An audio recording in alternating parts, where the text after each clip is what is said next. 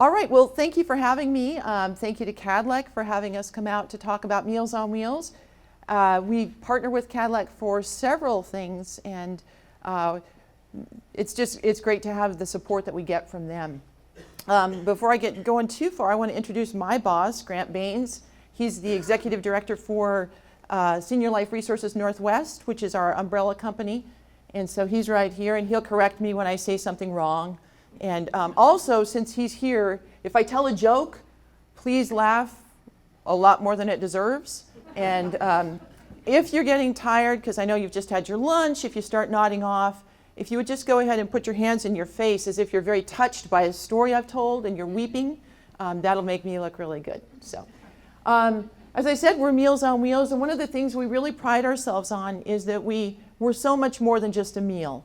We're really pushing a new motto the last couple of years. We say we deliver kindness, and we have t-shirts that say that, and it's really what we believe that we do is deliver kindness. It's a lot more than just a meal. And as I mentioned, we're part of Senior Life Resources Northwest, and we have two main programs, and that's Meals on Wheels, and then we have home care services, which provides a caregiver to come into people's homes. They do light housekeeping, transportation, help with bathing, that sort of thing. But I'm here for Meals on Wheels, what I consider the more important part of our program. We serve all of Benton and Franklin County, and so we're well known within the Tri-Cities, but we also serve meals up in Connell and Prosser, that's our other extreme. We're out in Benton City, so we get around pretty well. We serve about 600 meals, well, closer to 700 meals a day. 600 of them we prepare right here in town. So it's a pretty big program. We serve a lunchtime meal. And our mission statement for Senior Life Resources is to preserve and enhance the quality of life at home with dignity and care. And I can't stress that dignity and care enough. A great example came up about, I don't know, not even a year ago. We got a phone call from someone who, it was one of our drivers who was out of town, and he said, oh my gosh, I take care of this guy, and I'm out of town. And he has lost his Medicaid card. He's had a stroke. He doesn't, he can't make these phone calls himself. He needs his prescriptions filled. Can you guys help? Well, that's not really what Meals on Wheels does. We're Meals on Wheels, and we take care of food. And Grant said to me, I really think that fits in our mission, keeping people at home with dignity and care. And I went over, and I made the phone calls for him. I made his doctor's appointments, got those things arranged for him so that he had a new Medicaid card coming. He couldn't have done that. He had tried to go to the emergency room, and they denied him service because he didn't have the proper documentation.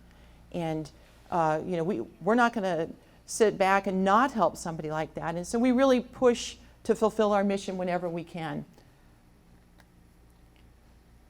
We feed seniors. That's kind of what Meals on Wheels is known for. It's what we do best. And we have two lines of service. We call it Congregate dining. It's really our senior dining centers where you can go have a meal. Anybody who's age 60 or over, and I do recognize some of you from our dining centers, anybody age 60 or over can come have a meal with us. We also have a home delivery program, which we're more well known for. These are pictures of our actual meals. And each of these meals, we have a registered dietitian who plans the meals and makes sure that they meet 1/3 of the RDA, that's recommended daily allowance, for calories, nutrients. One of the hardest ones for us to meet is fiber, because the fiber average is pretty high for what the government thinks you need, and we know it's important. So that's a tricky one for us to meet all that fiber without overloading our seniors with food. Because as you can see, those are pretty big meals. What we don't see is we also serve either milk or juice with each meal, and most meals come with a piece of bread or a roll. So it's plenty to eat. So senior dining centers, as I mentioned, you have to just be 60 or older. There's no other qualification. And we have 8 senior dining centers, and we serve the hot meals Monday through Friday. Each of the sites, for instance, at the Kennewick Senior Center, we work around their schedule because it's their facility. So each site is slightly different in terms of the time that we're able to serve, but it's roughly 11:30, some are 11:45, and I think Connell is back to noon. We do require reservations because we only cook the amount of food that we know we're going to serve. We work really hard to have as little waste as possible. Now, an exception to that reservations required rule is our cafe. We have a beautiful new central kitchen, and if you ever want to take a tour, come see us. Our food services manager just loves to tour people through. And it is a gorgeous, gorgeous kitchen, and it was built by this community. We had many, many donations, not only of finances, but people donated our stainless steel sinks. We have equipment. Actually, we have some equipment from Kadlec, and we're picking up more actually today. So we are a community-based organization. We are a nonprofit, but at our cafe, you can come and eat anytime between 11 and 1.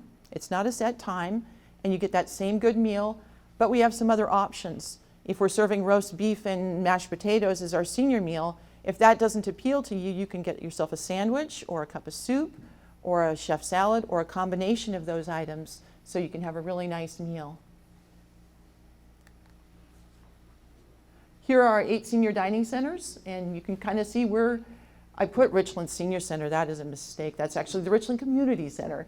And then our South Richland Cafe, the senior centers. We have an extra Pasco site, which we call our Hispanic site. Tuesdays and Thursdays, our site manager there prepares an actual Hispanic meal, and I can tell you they are delicious. She is Hispanic herself and a wonderful, wonderful cook. We did a little tamale fundraiser this year, and she and her daughter were the leaders of that, and I could not believe how they cook. It's amazing to watch them working. And again, we serve way out in Benton City, Prosser, and Connell. So home delivery is what we're really known for. And I spent my first 9 years with Meals on Wheels as what we call a home assessor. And I would actually go to people's homes and get them set up on the program. And what we try to do is, typically it's a son or daughter maybe who calls and wants their parents on the meals, or it's, a gentleman who's suddenly the caregiver for his wife who now has dementia and he doesn't know how to cook. And so we try to do a nice phone intake and get as much as we can over the phone. And then our home assessors come and actually have a visit with you and take care of all the paperwork. Qualifications are, again, that you're 60 or over, and that's because we're funded by the Older Americans Act. That's where our funding begins. And then there's state matching funds, and then we work hard with fundraising and whatnot. People have to be homebound. So if you're out driving to the restaurants and grocery stores on your own, you probably don't really need our home delivered service. You can come eat at one of our dining centers. It's for people who cannot cook or don't have any support to get that meal cooked. And we're really fortunate because we have a lot of gray area. So if it's a person who, maybe they need our services. For instance, a woman who's had a broken hip, and she's the cook and bottle washer, and the husband doesn't know how to cook. Well, we can go ahead and serve her because she qualifies, and he qualifies kind of as her caregiver during that recovery. And so we serve people all the way from, real quick recovery from a broken arm, all the way through. We have people who predate me, and I've been here 11 years. So it goes for a long time for some folks. So our service hallmarks are hot meal deliveries. Many, many places in Washington are going to frozen meals only. They show up once a week and they bring a frozen meal. And that's okay, but I can tell you I've had many clients over the years, and it's typically the wife who's just winding down. She's tired and not able to prepare meals as much anymore. And she'll say, well, my husband won't eat meals if when you bring me that tray, he's not going to eat that. And I always tell her, well, just put it on a plate and pretend you cooked it. And I'm telling you, it works because, wow, you made roast beef and mashed potatoes today. Super. And, very elaborate meals sometimes. But that hot meal is our entry into a person's home, and it is critical. The next thing is our friendly well check from Caring Volunteers. We had a rescue last week. It was, I believe, we were closed Tuesday of last week because of the weather. And I cannot tell you how I stew on those decisions about whether to close, because we have drivers. Most of our drivers are seniors. I think the average age of our drivers is 68 years old. So we're having seniors going out to places where not only are the roads bad, but the sidewalk may not have been shoveled yet. And so it's really hard to make those decisions as to whether to close or not. But we were closed Tuesday, all the schools were closed. And on Wednesday, when our drivers went to deliver a meal, they knocked on the door and no answer, but they could hear someone yelling help. And so, they were trying to listen to her. And I just talked to it was a couple, a man and wife who made the rescue. And he said, we could hear her say, "The key is in the," and he couldn't hear the end. And over, she'd say, "The key is in the," and so they ran next door, and the lady said, "Well, we don't have a key." But she called her husband, who said, "Oh, yes, we do have a key." But they found the key. Outside in the front, they found the key, they got in. She had been transferring from her wheelchair to the couch and had gotten tangled up, and she'd been laying there for 2 days. Now that weighs heavily on me because we missed delivery on Tuesday. And I still think it was a good decision, but that shows you how important that daily delivery of hot meals is. If we stopped by just once a week, she could have been there for a week, and that would be terrible. And I should tell you that story does have a happy ending. She was transported to the hospital. She was quite dehydrated, but she's made it out of the hospital. She's, I believe, in assisted living or rehab right now. So I don't know if she'll make it home or not, but her life has certainly been extended. One of the other parts about that friendly well check is that sometimes our drivers are the first people to pick up on the fact that there's something wrong. Mrs. Smith was confused today. She's never confused. She always tells me about her dog. She didn't even know she had a dog today.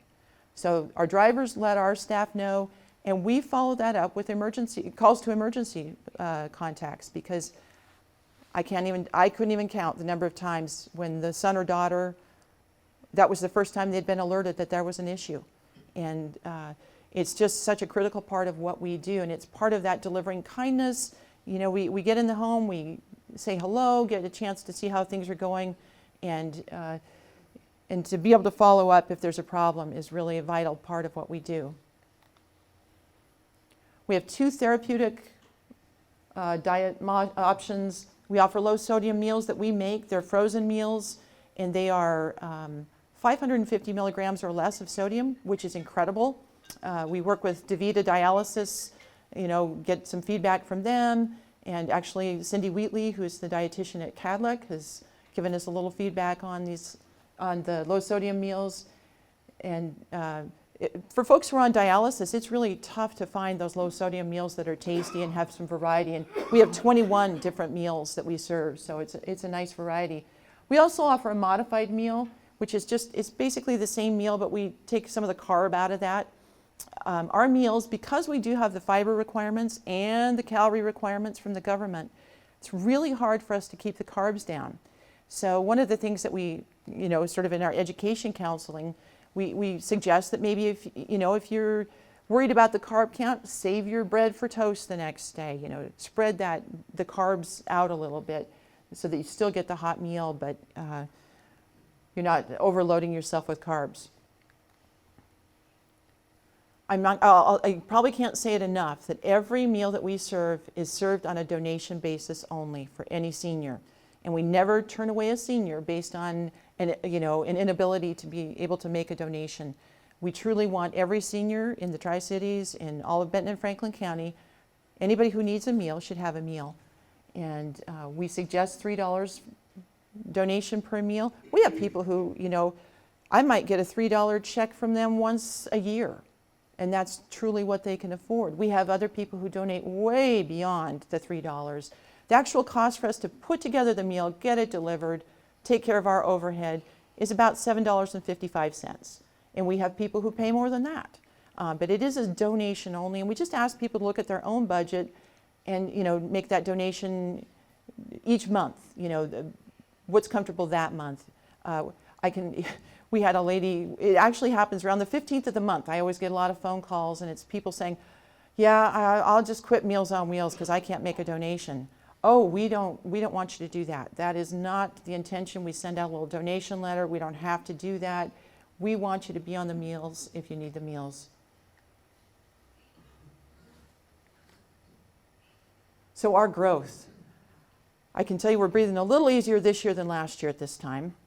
In 2017, from 2017 to 2018, we grew by 16%, and that is a whole bunch. That was hard to absorb. This year we're looking at about 4.5%, which was much easier in terms of the number of meals served. That's growth that's a little more sustainable. It's still a challenge for us because we only get about 40% of our funding through government sources, and the rest of it is private grants, client donations, fundraising. People, I think, get sick of sometimes hearing us asking for money, and I totally understand that, but the money that we raise does go toward the meals for our seniors. And you can see the number of volunteers. In 2019, we had 531. That number is actually a little bit, it's actually more than that because I just got the note from our volunteer coordinator with the number of people who donated time on a single time event. So we actually have a few of our volunteers here today. There are our celebrities, and if you're a volunteer, if you just raise your hand and get a little recognition. Got a couple up front here. And I don't know every volunteer because there are so many of them, but they are critical to what we do. And well, I'll show you some volunteer opportunities as we get a little further on, but we literally could not run this program without the volunteer force that we have. And they are the connection between our clients and our program. And they donate their time, their talent, their treasure. So the second part here, I want to talk about helping seniors and how we do things way beyond just Meals on Wheels. I mentioned we're much more than just a meal service. And I will tell you, I have a list here and I'll go through them all, but after I looked at this later, I thought, oh, there were so many more I could have mentioned, and there just isn't enough time to tell all that we do.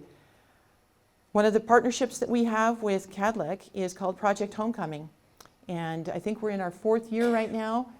We have a service. If one of the discharge planners or social workers notices that she has a patient, he or she has a patient who's got some nutritional vulnerability, might be going home to nobody, they can sign the client up to receive 4 weeks of meals, and Kadlec actually covers the whole cost of that. So it can be someone who's under age 60, which is a real blessing to us that it can be someone under 60 who still has those same health issues but doesn't qualify for the over 60 program. And one of the first people that we had on that program has graduated, I like to say. She came to us after having a heart attack, and she was really struggling. She lived in a tiny little trailer, and her trailer was in such bad shape that I knew if she was home because there was no bucket of rocks in front of her door. Her door didn't latch properly, so she had a bungee cord if she was home. She bungeed it closed. But if she left, the way she locked her door was to move a bucket full of, a coffee can really, of rocks in front of her door to keep it closed. And so she did not have good living conditions. And she was in and out of the hospital. I remember when at one point she had gained 17 pounds, and we rejoiced. I'm telling you, if I gained 17 pounds, I'm going to be crying. And you'll hear me whine. We were rejoicing that she gained 17 pounds because she was almost up to 100 pounds. And she had been struggling for a long time prior to that heart attack. That heart attack was just the final thing that happened. So in and out of our program, into assisted living once in a while, or not assisted living, just rehabs after hospital stays. We worked with, she lived in Pasco, and so our Pasco Fire Department we worked closely with.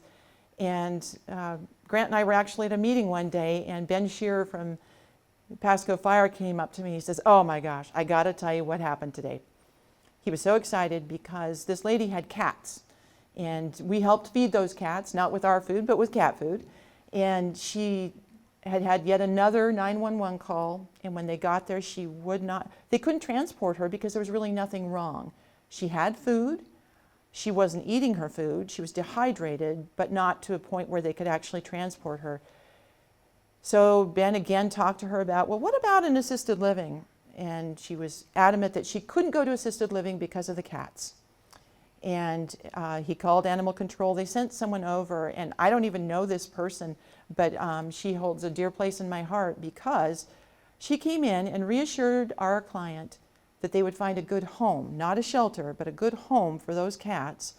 And I'm not sure how many there were because it varied 5, 6, in that tiny trailer. But that was enough to convince her. She knew she needed help beyond what Meals on Wheels could provide. But that was enough to get her into assisted living where, I don't know how she's doing, but I have to think she's thriving, having social contact. The social contact that our drivers bring is huge. We have people say all the time, my driver's the only person that I know I'm going to see every day. It's the most consistent contact that they have with the outside world. And so to get people like that who are coming right out of the hospital to have that social contact, some of them move into our program on a regular basis if they're over 60. And that Project Homecoming, I was at a meeting in Portland, and we're far ahead of most of the Meals on Wheels programs in terms of our connection to hospitals. And like I said, we've only been doing it 3-4 years. Basic food, formerly known as the food stamp program. We provide food stamp education. Our assessors are trained to talk to people about that and get people set up. We can help with applications. It's interesting how many people qualify who do not take advantage of that program. And certainly pride is a difficult thing. It's hard for people to call our program and ask for help. But it's a really important part of having good nutrition is having access to food. Our Healthy Pets program is one of our most popular programs, and it's the one that people love to support. We provide monthly deliveries of pet food to a limited number of clients. And then we also have pet food available if somebody calls and says, yeah, I need pet food. We have donations of pet food all the time. Right now I'm sitting on, I don't know how many bags, 50-pound bags people donate for seniors, which is not very workable. So we have to rebag all those and we get it out to our clients. But this program started when one of our home assessors was in the home of a very senior gentleman, I would say 92, 93. And he had a cat, a mama cat who had babies. And so she was nursing the babies and he was feeding her the vegetables from his meals that he did not want. So our assessor ran out, got some cat food, brought it in, and she came back and she says, oh, we have got to do better than this. And that was the birth of our Healthy Pets program. We started with a grant for $2,500. Battelle actually runs that program for us, and we have many generous donations to that program. Right now we're really sitting on tons of food, so I'm trying to encourage people to, let's feed our seniors first and then hit those animals. But we also have some grooming. We have some gift cards we can contribute toward grooming and veterinary services. And like I said, that is definitely one of our most popular programs. I mentioned that we partner with the local fire departments. We're part of Remembering When, which is a fire and fall prevention program, and it's a national effort to try to help mature adults not fall in the home. It's the #1 cause of hospitalization for seniors is falls.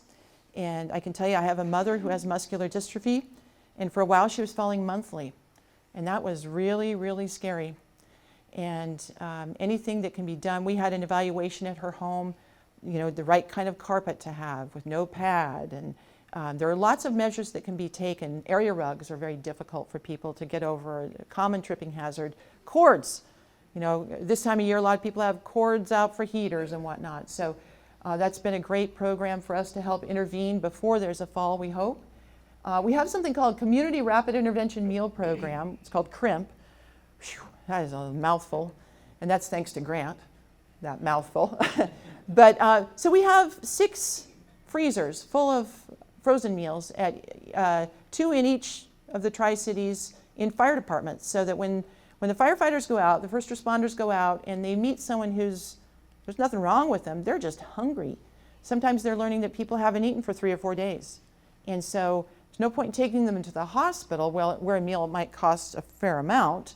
They can go back and pick up a couple weeks worth of frozen meals, and those folks can have meals, even families. We've served a couple families who have young children.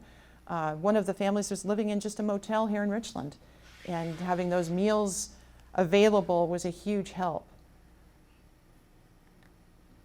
We have a fundamental meal program. We call it Fundamental Meals. It's for our under 60s. It is privately funded through the United Way.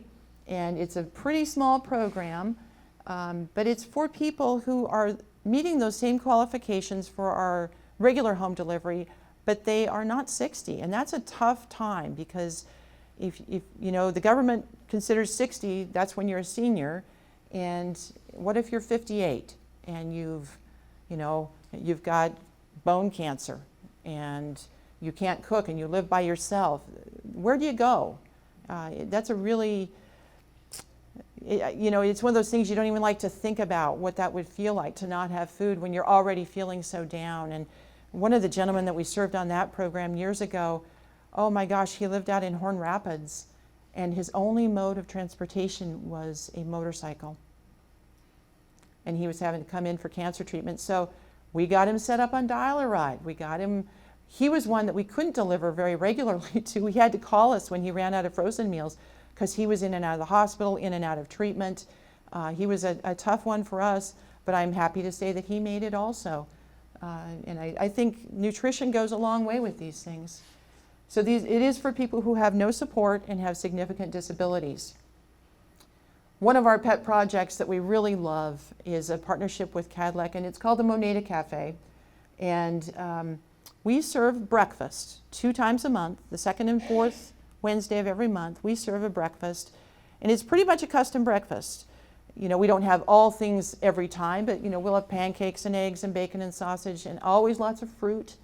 And it's for people who are living with dementia, living with Alzheimer's, living with Parkinson's, those sorts of neurological disorders that make meal preparation hard, and it makes eating in public really difficult.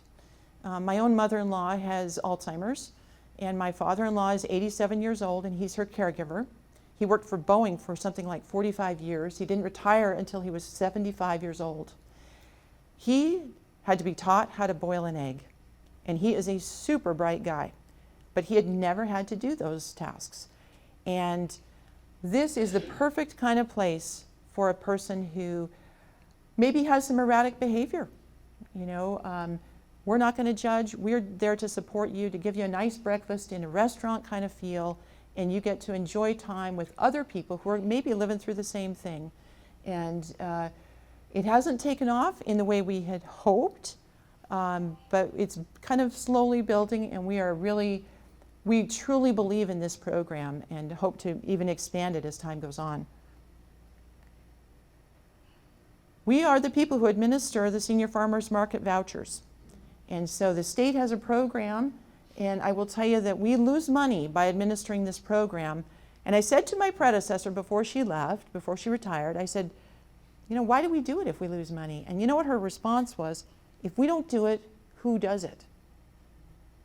And she's exactly right. We gave out about 750 sets of vouchers. Each of them were $40 to be spent at the farmers markets.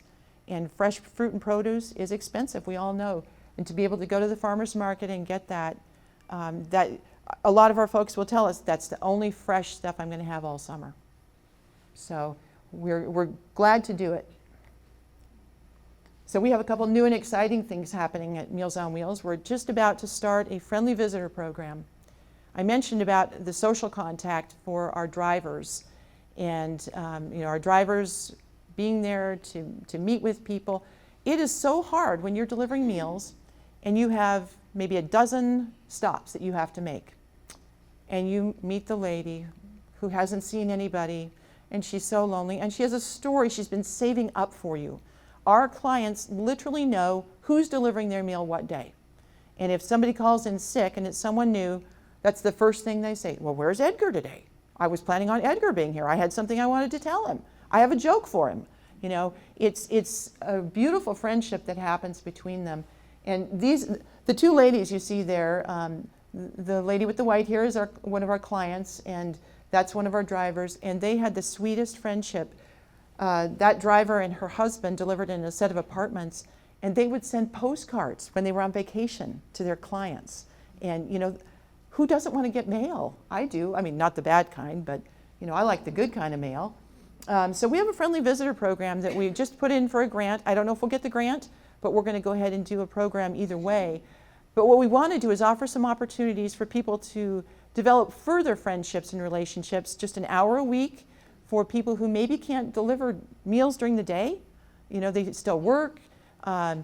We can have them on that friendly visitor program, and on the weekends or in the evenings, they can make contact with a senior and get to know them, and you know, hopefully a friendship does grow from that.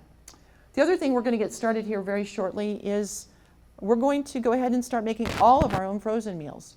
Right now we produce all our own low sodium meals, and we do more than that, but we don't make all our own. But we have a brand new freezer building with a beautiful new freezer, and so we're going to make our own, and that gives us an opportunity to make sure that the quality meets our standards. We currently buy them, and you know, they're fine, but we're going to do better than that. And that's not just my ego talking. We are going to make nicer frozen meals, and we'll have complete control over the quality. The last thing I wanted to talk about was seniors helping seniors. And I mentioned that our average age is about 68 years old, and we have lots of opportunities for volunteering. Our drivers put in almost 30,000 hours last year, and they drove nearly 100,000 miles. That's just crazy to think of. You know, if you think of driving from here to New York City over and over and over and over and over, you might hit 100,000 miles. And I would say less than a third of our volunteers ask for mileage reimbursement. We do offer it if people need it. We don't want someone to not volunteer because they can't afford the gas. But we have the greatest volunteers. We have a new volunteer this morning in our packaging area, and I said something to him. I said, well, Keith looks good in an apron. He used to volunteer as a driver, and he's decided to try something new. And so now he's helping with packaging.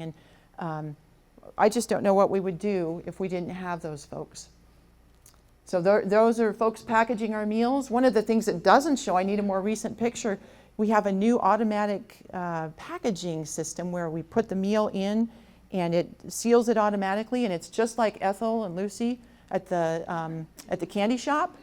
And there is literally a big red button so that if it gets out of control, you push the button. And nobody's ever pushed the button, but every time I go over, I threaten to turn it up so it goes faster, you know, and just kind of see them doing that. And so the cooks, I don't think it shows in here, but we have a few kitchen magnets with Ethel and Lucy stuff to kind of commemorate that. But yeah, so every morning about 7:30 we have volunteers show up, and they usually start by, we serve salads and like fresh fruit in little squats like this, and so they get busy doing that and get those all trayed up, and then they do the meals. This is an actual meal of ours. This is roast pork. I took a picture of it on my phone, and it's not a bad meal. We had spiced apples with that and some vegetables. So that starts pretty early, and they're usually done about 10:30. They've cleaned up and they're out the door. And each day has a real different feel. Wednesdays is tall day. I'm 5'10", and there's a lady who volunteers on Wednesdays who's probably 6 inches taller than I am. And everybody who works that day, I don't know how tall Jerry is. He's 6'6", 6'7". So we have tall days, and then we have short days. And today was short day. Kay is about this tall on me. But they form great friendships. It's a lot of fun to do that job. We have people, these are folks, kind of prepping the bags and getting them ready. We package the meals at our central kitchen, and we package them into these bags, and then the bags go in our big delivery vans and head out the door and go out to each of the sites, and then the drivers pick them up. If you're a Pasco driver, you pick them up at the Pasco Senior Center. And it's a lot of fun. I should mention our van too. Actually, someone from my church told me I was a local celebrity for a while because I was on the news, it seemed like all the time, because one of our delivery vans was stolen. And Grant and I were just talking before that we're really tired of talking about the van because everybody was so supportive of us having lost that van. I had people calling me. The most touching one was a lady who was clearly on oxygen. I could hear it. And she was talking very slowly and saying, I would really like to donate for a new van because you guys served my husband before he passed. And you could just hear the effort it cost just to make that phone call, let alone then she'd have to write a check. And we were very fortunate because we did get the van back. Grant went to Seattle and recovered it, and it had been used to transport some marijuana, we believe. And the van was not in great shape. They threw out our ovens, and we have some coolers. They're called Cambro coolers. But our insurance company made good on all the items that had been lost. And the Pasco Firefighters Union came through with a donation to cover our insurance deductible. So we really came out of that pretty good, but it was a very stressful time for us. And there is one of our vans right there and a couple of our drivers. So we have volunteers and staff who transport. We have 4 total vans, but 3 go out every day to transport the meals out to the sites. And we use those vans for lots of stuff. We go to the food bank and all kinds of transportation issues. We have people who help serve at the senior dining centers. And you can work on the line, or you can be a host and check people in when they come. And that is a place, when someone misses their meal at one of the dining centers, it's very often that they get a phone call at home from one of their friends. And the comment we get about the dining centers is, that's my new family. And I would say that becomes, it becomes a real part of their day. We have, of course, people who deliver, and that's a really fun job, very gratifying. That is our Subaru that we won, one of 50 in the nation. We won it on a grant.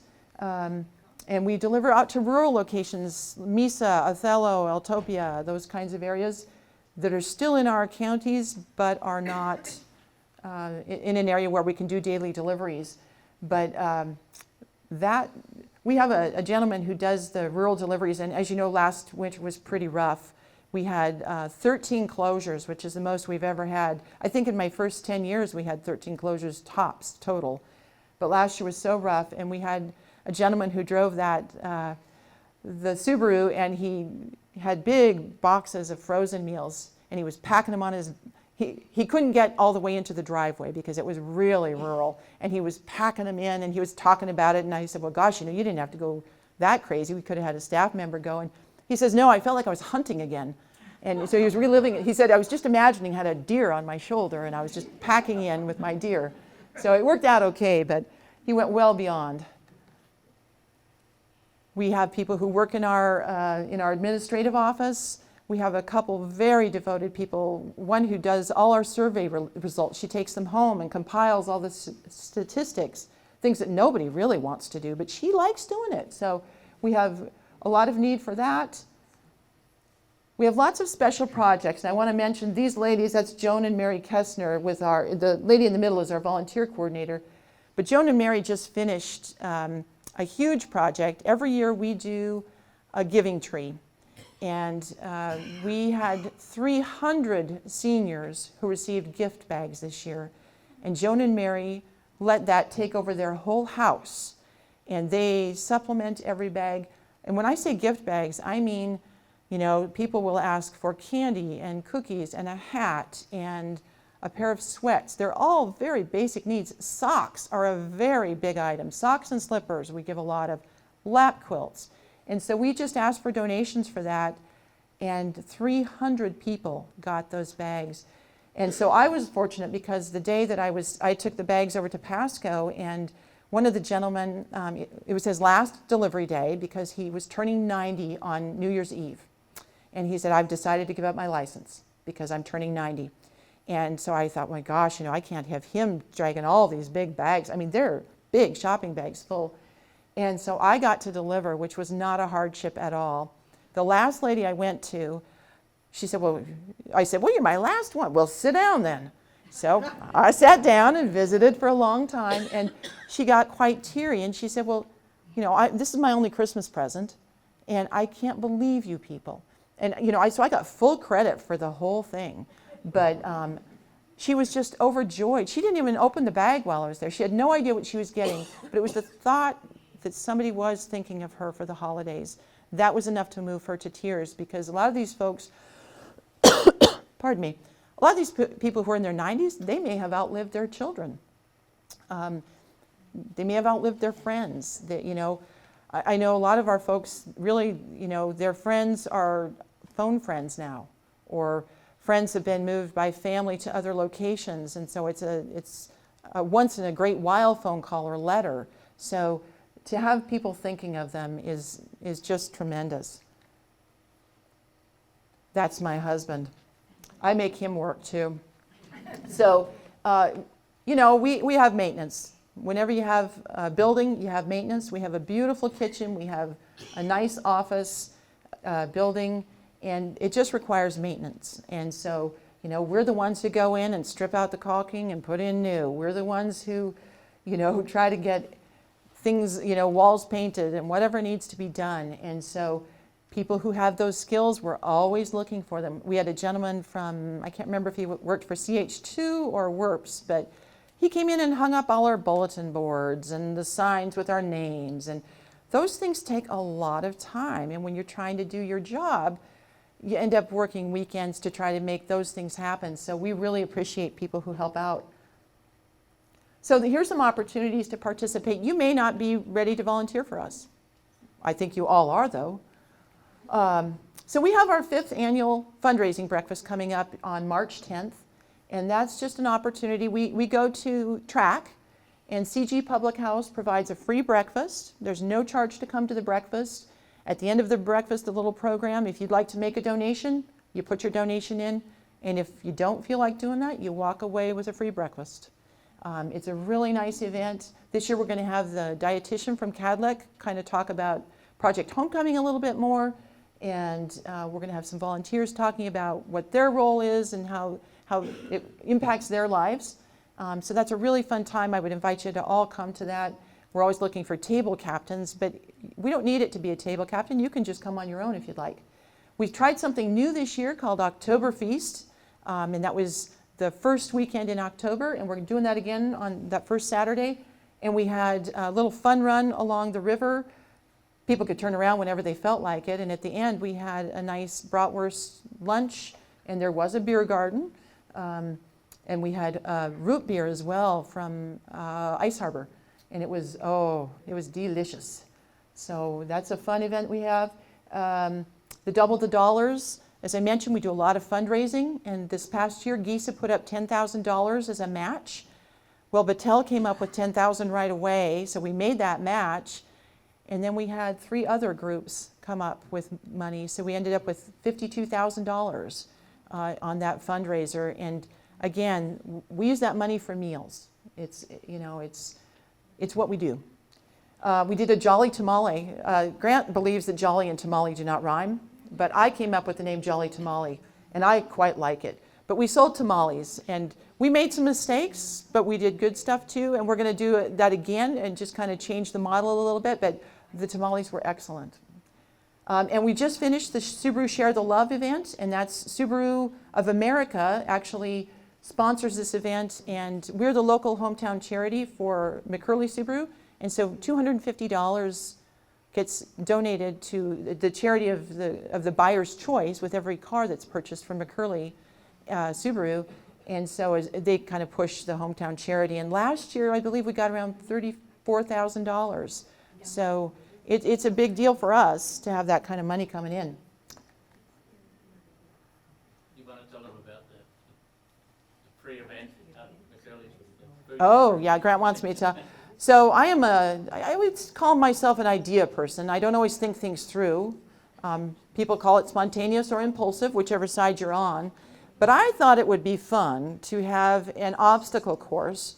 Our McCurley staff actually go out on the deliveries during the month of December. And so I thought it would be fun for them to have like a little obstacle course competition. So we brought 3 carts, and they had 3 teams, and they had to put together the meals, get them bagged up, and then deliver them through their parking lot with no real directions of where they were going, which is kind of what it feels like sometimes when you're the new driver and there's a new person. I think you guys would attest to that. Sometimes it's hard to find these locations. And so they had a great time. They were very competitive. I had originally thought they could do it in cars, and their manager said, oh no, not these beautiful brand new cars. We can't have, they're way too competitive. But it was the coldest, foggiest day you could imagine. And they were such good sports, and we had such fun doing it. And we had our staff pretend to be clients, and so they had to deliver to the pretend clients, and it was very fun. So this quote, volunteering with Meals on Wheels was the most gratifying experience of my life, and I regret that I ever gave it up.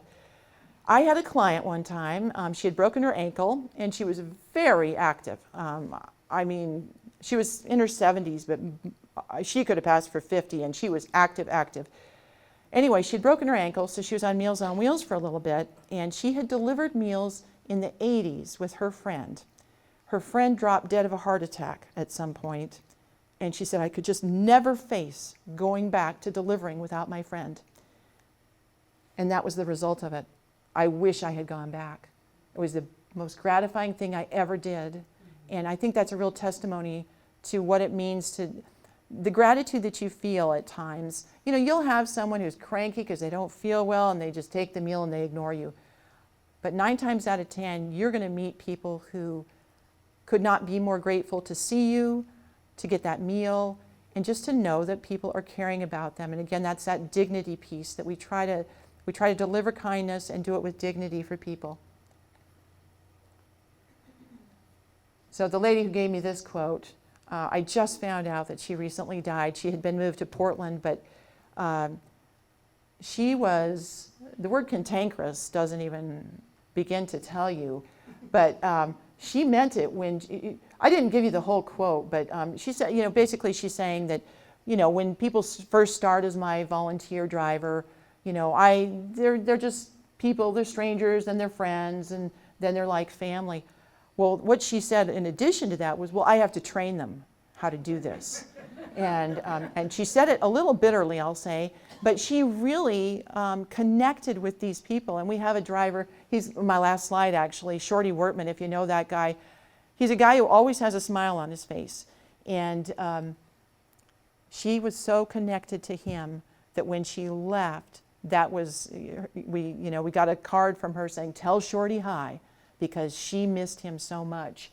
And she only saw him once a week, but that was enough to connect.